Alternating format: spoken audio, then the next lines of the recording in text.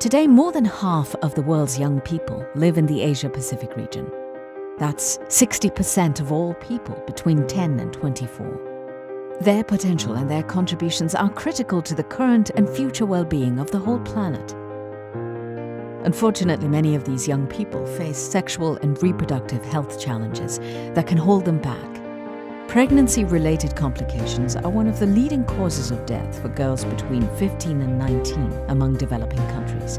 There are about 6 million adolescent pregnancies in the Asia-Pacific region each year, with many of these pregnancies among girls married as children, under the age of 18 and in some cases many years younger. There are nearly 11 million unsafe abortions every year in this region. 1/3 of these are among young women under the age of 25. The vast majority of adolescents don't have access to any form of contraception, despite the clear need for it. Why is this? Sometimes young people don't know about their contraceptive options, or are embarrassed and fearful to ask for it.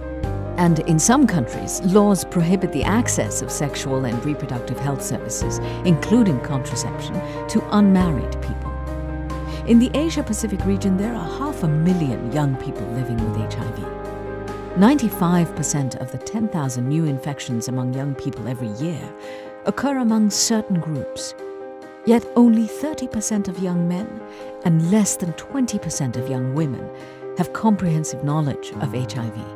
That leaves a majority of the young people who need this information and support on their own and in the dark.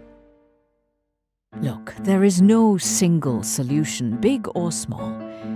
Instead, what we need are interlinked actions.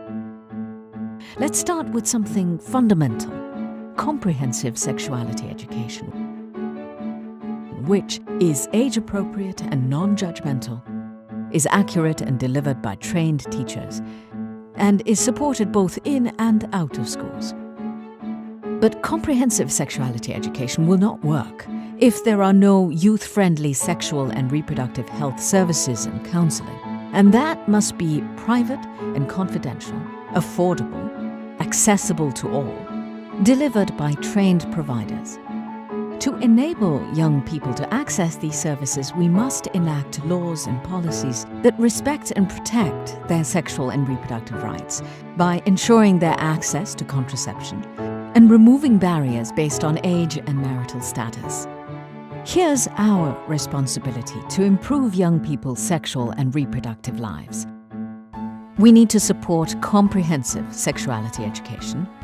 We need to ensure that young people have full access to sexual and reproductive health services. We must amend or enact laws and policies that respect young people's sexual and reproductive rights. Let's create a world where young people's sexual and reproductive health and rights are promoted and protected. And let's do it now.